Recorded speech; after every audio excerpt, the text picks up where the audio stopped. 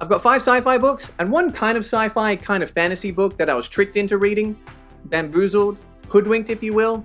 Anyway, let's rank them. Up first we have Sea of Rust by C. Robert Cargill. Humankind is extinct. Now the world is ruled by one-world intelligences that have assimilated the minds of millions of robots. But not all robots are willing to cede their individuality, and Brittle is one of the holdouts. Brittle has to evade capture long enough in order to find rare parts in order to make repairs. But as a robot's CPU deteriorates, all their old memories resurface. Post-apocalyptic books can be a little bit hit or miss for me because sometimes they can be a little bit sad, a little bit slow, but this book was totally not what I expected from the post-apocalyptic genre. The action, the plot, the pacing, I found to be absolutely magnificent. You can tell this book was written by someone that's also a screenwriter. C. Robert Cargill wrote the screenplay, among other things, for the first Doctor Strange film, and each chapter in this book feels like a scene in a movie. The descriptions are cinematic, and he does a great job of dropping little tidbits or jaw-dropping moments that just want you to keep on pushing through onto the next chapter, reading more and more. You just need to find out what happens next. Something that drew me to this book, apart from the magnificent cover, was robots. I love robots and artificially intelligent characters, and the characters in this book did not disappoint. I found them to be really intriguing and the dialogue to be really well written. It was definitely very funny at times, and that was something that I really appreciated because while there are some kind of serious and bleak moments, those moments of light levity, those funny interactions, made the book really enjoyable to read as well. I also thought Sea of Rust had some really cool sci-fi concepts. Yes, it's a fun, action-packed romp, but there is some quite thought-provoking stuff in here as well. There were some sci-fi concepts that I was definitely thinking about for some time after having finished the book. And finally, something that I really enjoyed about this book was the balance between the past and present timelines. We follow 2 different timelines in this book, and I think that's something that's actually rather hard to manage. A lot of movies, TV shows, books, even video games don't always do the best job in this regard. I'm sure some of you have played one of my favorite PS3 games, Assassin's Creed 2, and whenever I was in the future timeline, I was just thinking, can we please just get back to fighting people on the rooftops of Florence already? But I felt like the 2 timelines in Sea of Rust both did a great job of providing action, fleshing out the world building, and advancing the story together in tandem. I didn't really have any major dislikes for Sea of Rust. Just one thing that I perhaps wished for was a slightly more ambitious ending.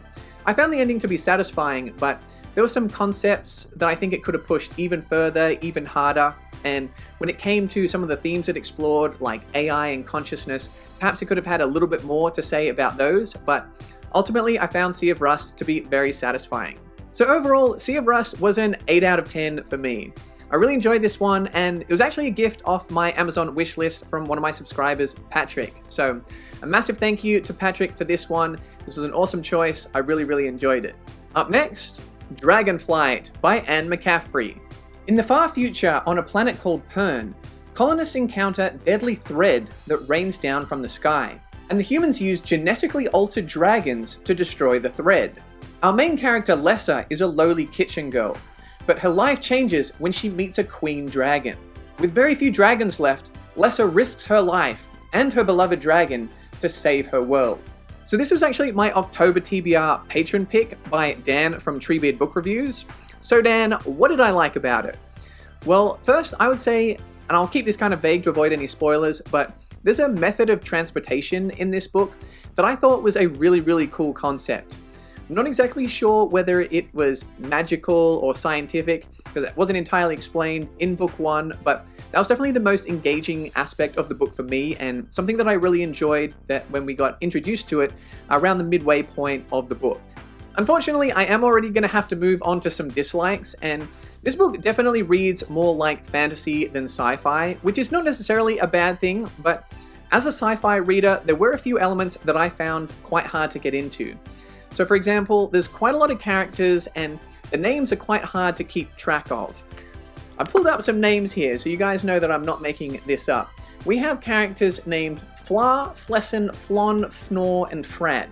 Okay, why do so many characters have names that sound like you have a hair stuck in your mouth? It's like flum, flum, flum, flessen, flum, flum. Gross. And it's not just character names. I felt like almost every page had places or descriptions where I thought to myself, I'm definitely not going to remember that, or yeah, I don't know what that word means. And this was kind of surprising to me because when I mentioned on the channel that I was going to be reading this book, a few of you said that you really enjoyed it as a kid, or that you thought it might read a little too young for me. Maybe you guys are just geniuses. Fantasy kids are a lot smarter than I am, I guess, because I found this to be a remarkably dense and complex read, and definitely took me a while to get my bearings. I feel like the story in this series does have potential. It's clearly just a short introduction to what is a rather epic tale in a rather epic world, but for me, I kind of struggled to latch onto the plot or really connect to any of the characters. I'll be honest, I haven't DNF'd a book in over 5 years, and early on, if this wasn't a patron pick, I might have considered it, although I'm glad I didn't, because there definitely were more aspects of the story that I started to enjoy in the second half of the book. So overall, Dragonflight was a 5.5 out of 10 for me. I see the appeal of it, but I think stylistically, it just didn't click for me. Alright, moving on, I'm going to do these two together as they are a duology. We have Ilium and Olympos by Dan Simmons. As the Trojan War rages on the planet Mars, a resurrected 21st century scholar compares the events of the Iliad to the war that's repeating itself. On Earth, a small band of humans pursue a lost past and a devastating truth, and 4 sentient machines depart Jovian space in order to investigate potentially catastrophic emissions from the Red Planet. So something I enjoyed about Ilium and Olympos was the combination of mythology and science. I think this was a really ambitious duology, and the way Dan Simmons brought these two different kind of genres together, I thought was really successfully done. Dan Simmons uses some pretty cool sci-fi concepts. There's actually some rather hard sci-fi in here, using some things like quantum physics, and he combines those with some more fantastical, magical elements to create some really exciting and honestly just jaw-dropping moments. There's also some great characters in here. I don't think this duology has Simmons' best character work, but I did really grow to love the Morovex, the sentient robots, and Achilles, while he wasn't necessarily the most likable character, he was pretty badass. Moving on to some of the dislikes, I would say this duology has some scenes that describes intimacy and people's body parts that, at best, I would say was a little bit unnecessary and didn't really add to the story, and at worst, I would say made me cringe a little bit, made me feel a little bit uncomfortable. So that was something that I would have preferred to have been trimmed out of the series. Luckily, it wasn't anything that ruined the books, but it did slightly bring down my enjoyment just a little bit. And secondly, I would say that Olympos actually does a rather good job of answering most of the questions set up in Ilium. But I would say when you kind of want the story to peak to climax at the very end of the book, it kind of just petered out for me. It felt like it kind of ran out of steam in the last 100 pages, and some narrative threads I felt like were ended in a satisfying way, and others just kind of dropped off. So in the end, Ilium was a 9 out of 10 for me, and Olympos was an 8 out of 10. Ilium was actually also a gift from one of my subscribers, King Crusoe. He also has a booktube channel that I'll leave linked to in the description, which you should definitely check out because he enjoys some similar things to me, including Sun Eater in particular, and I think you'll definitely enjoy his channel as well. And with our second last book on the list, we have Permutation City by Greg Egan. Permutation City is the story of a man with a vision. Immortality, for those who can afford it, is found in cyberspace. Encompassing the lives and struggles of an artificial life junkie desperate to save her dying mother, a billionaire banker scarred by a terrible crime, and lovers, for whom in the virtual world, love is not enough. So the first thing I liked about Permutation City was both the quantity and quality of sci-fi concepts. This book was like a 5-star sci-fi buffet. You could grab yourself some virtual reality, maybe a scoop of AI, get yourself a side of clones, maybe sprinkle a little time relativity on there as well. There was a theory in this book called the dust theory, which I was just chewing on for days and days afterwards, just absolutely delicious. The next thing I enjoyed was the writing style. Hard sci-fi authors aren't always known as the best writers, but I really enjoyed the vivid descriptions, and I thought the pacing was done extremely well. A lot of chapters just ended in these jaw-dropping moments which really had me kind of recontextualizing my understanding of the book and even life itself. And lastly, I also enjoyed the characters.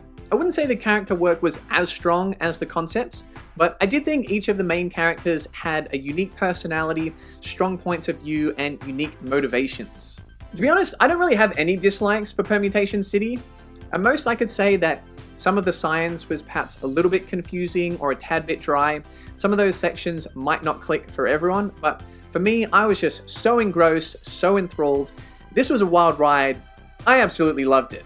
10 out of 10. We're going straight to the score. It's a 10 out of 10 for Permutation City. Everybody, if you can even tolerate just a little bit of hard sci-fi, you have to read Greg Egan's Permutation City. And our final book for today's video, Jurassic Park by Michael Crichton. An astonishing technique for recovering and cloning dinosaur DNA has been discovered. This technique is used on a preserve named Jurassic Park, which showcases the cloned dinosaurs. Guests can visit the park to view these awesome creatures, until something goes wrong. So Dan from Treebeard Book Reviews got me to read Jurassic Park along with him in November. Let's see if this one landed a little bit better for me. What are some of the things that I liked about Jurassic Park? So the first thing that I noticed about Jurassic Park was the magnificent pacing. The book has these short, sharp chapters where each of them have a very clear point, a clear hook that just sucks you in and makes you want to read more and more. Secondly, I think Michael Crichton does a great job of writing the science. It does get a little bit technical at times, but I think he does a great job of keeping it accessible and also relevant to the story. Also, the ideas themselves are just really interesting. I mean, the premise of cloning dinosaurs has to be one of the greatest premises of all time. And thirdly, there are some iconic moments in this book. Some of my favorite scenes from the film I enjoyed just as much while reading them. Although how much credit to give to the book or to the film could be a little bit of a chicken and an egg type scenario. Are the great moments in the film great because they're pulled directly from the book? Or did I enjoy reading the book so much because I was visualizing those scenes in the film? In the end, I'm going to give equal credit to both because I think Crichton wrote some amazing scenes and I think the film did an excellent job of capturing them visually. Moving on to some dislikes, to me the book lacked a little bit of a sense of wonder. The character of Hammond in the book even says something to the effect of, all anybody has done since they've got here is complain. And while I agree that the characters in the book saying that this is dangerous, it's gonna go wrong, were correct, okay? They are correct, they're not in the wrong. But could you at least take a moment, take a breath to appreciate dinosaurs? They haven't been on the earth for millions and millions of years, and we've cloned them, we've recreated them. It's just, that's the reason why people love Jurassic Park so much, because dinosaurs are awesome.